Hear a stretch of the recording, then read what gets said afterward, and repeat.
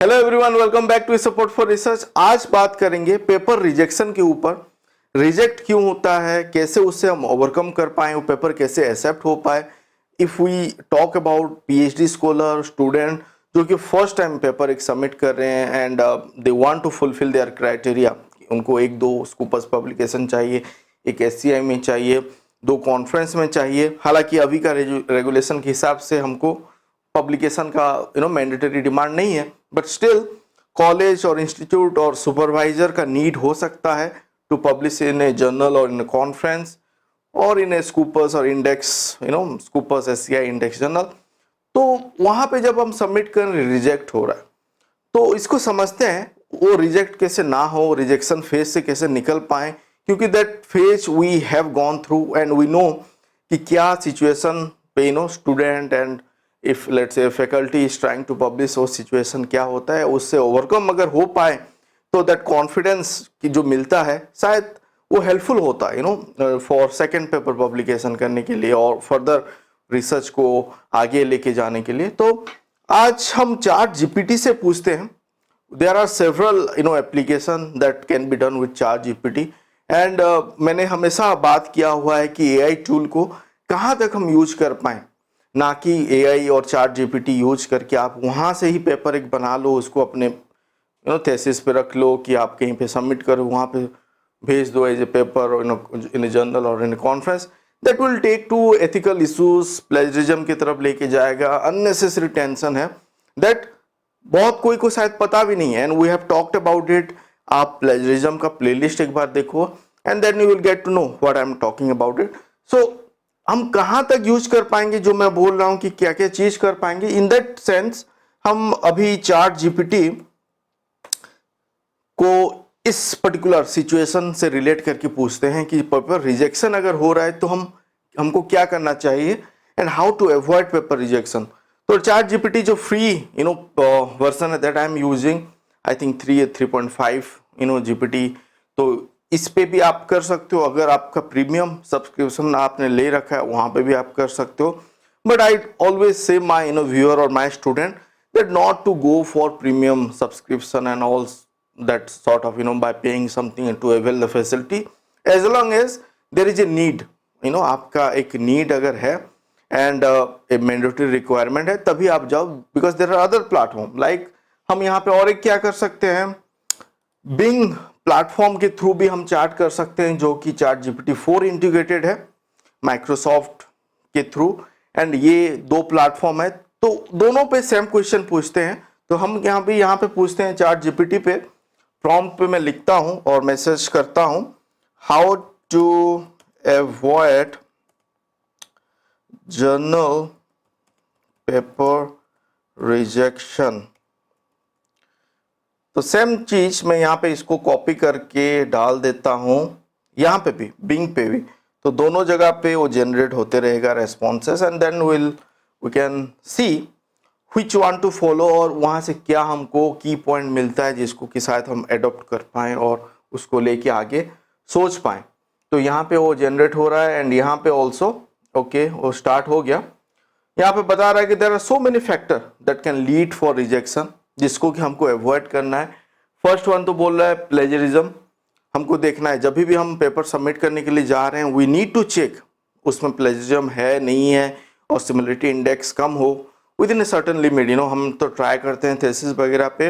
और UGC regulation आप अगर फॉलो कर रहे हो बिलो 10% सिमिलरिटी इंडेक्स रख के जाते हैं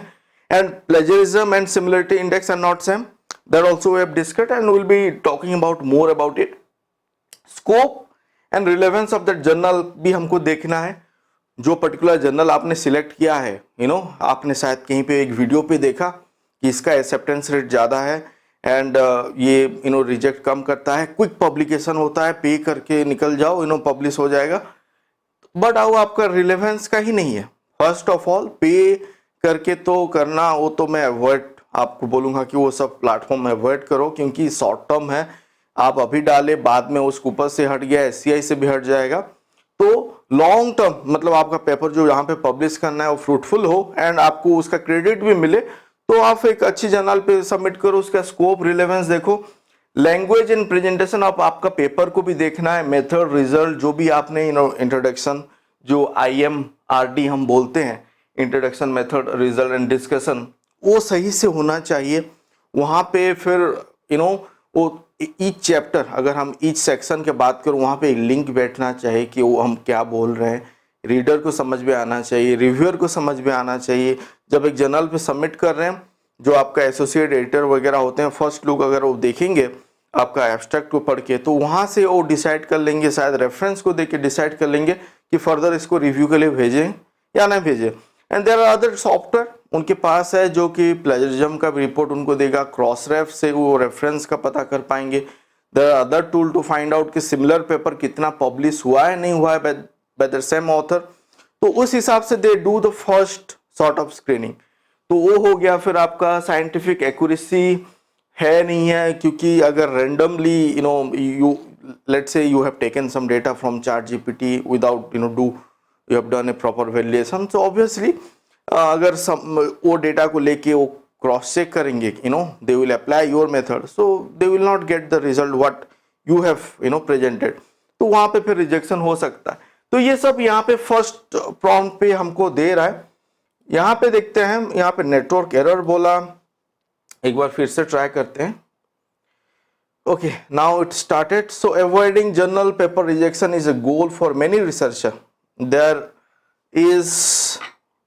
no guaranteed way to prevent rejection. वो सही है, हम एक गारंटीड मतलब मैं बोलूँ ये फुल प्रूफ रास्ता है जिसके थ्रू आप रिजेक्शन से बच जाओगे, ऐसा कोई भी आपको रास्ता नहीं बता सकता। बट फ्यू थिंग दैट अगर हम उसको फॉलो करें तो शायद हमारा रिजेक्शन नहीं हो सकता। जैसे वहां पे हमको मिला,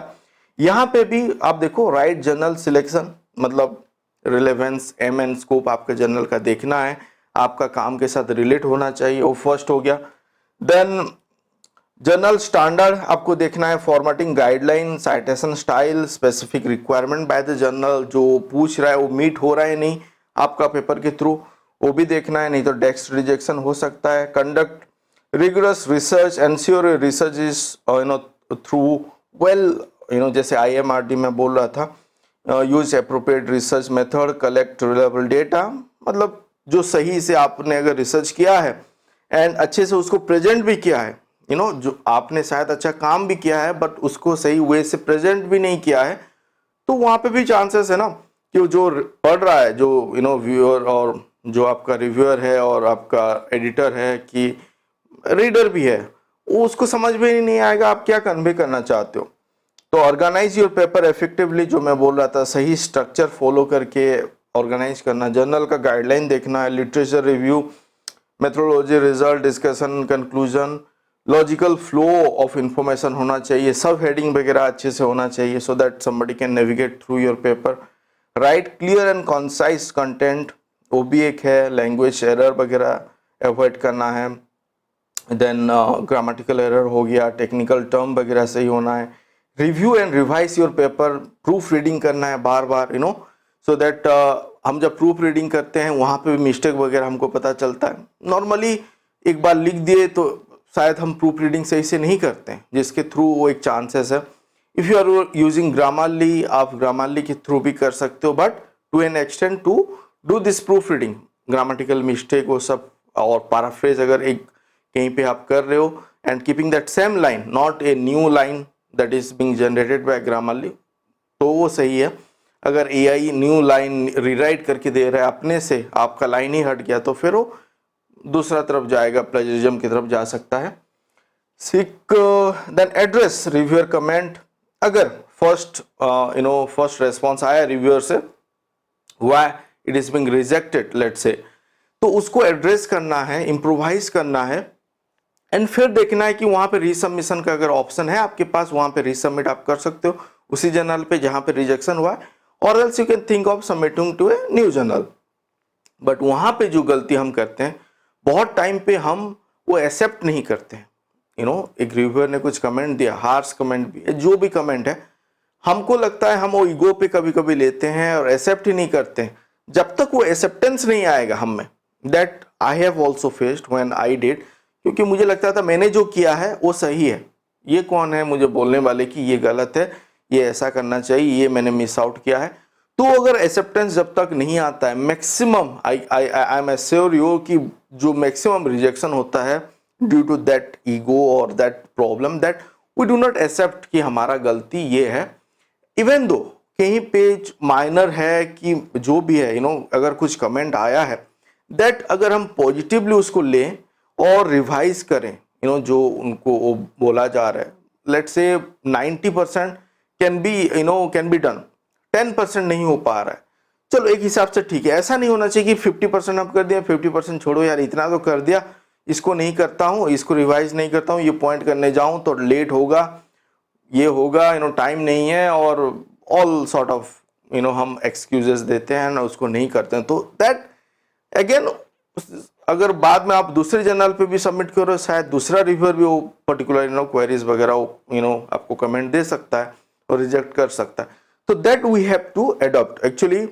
that is one of the major factor what I felt during my early stage of,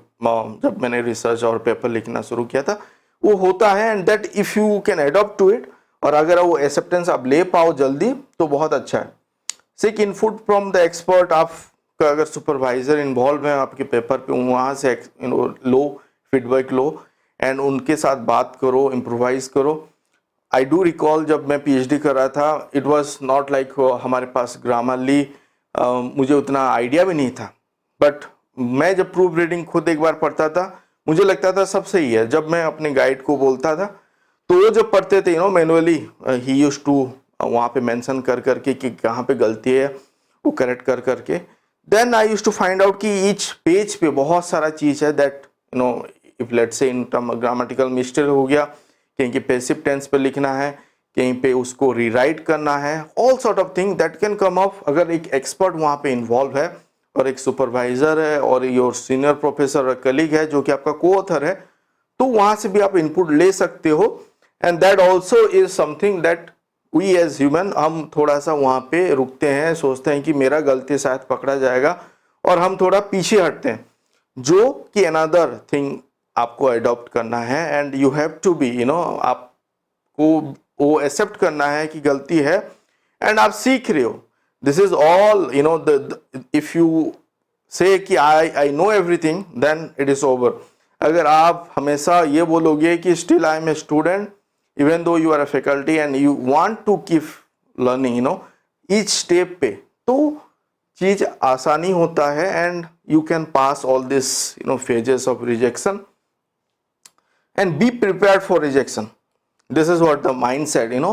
कि हम सोचते हैं कि नहीं यार मैंने तो बहुत तगड़ा और मैंने ये किया है एंड रिजेक्ट होगा ही नहीं, तो वो हमको रेडी रहना है। वो अगर माइंडसेट हमारा है कि हम रिजेक्शन सह लेंगे एंड वी नो जो भी कमेंट आएगा देख लेंगे एंड उसको खुशी खुशी एक्सेप्ट करके अगर करते हैं, तो आई एम श्योर कि एक दो बार आप रिजेक्शन देखोगे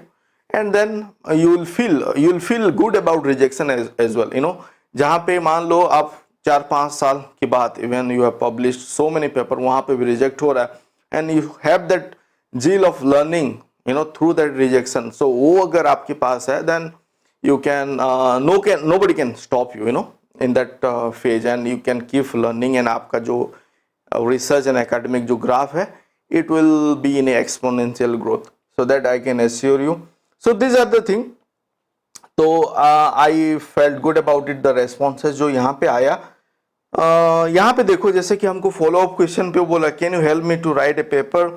can you check my paper for plagiarism, तो वहाँ पे हम नहीं जाएंगे, हम उसको नहीं बोल रहे हैं कि आप मेरे लिए एक पेपर लिखो, जो कि अगेन अनएथिकल है, प्लेजरिज्म की तरफ वो खुद लेके चला जाएगा। अगर हम वहाँ से एआई कंटेंट यहाँ से जनरेट हो रहा है उसको अगर अपने पेपर पे लिखें, जो कि मैंने बहुत जगह पे बात किया हुआ है। एंड यहाँ पे और भी हम पूछ सकते हैं व्हाट आर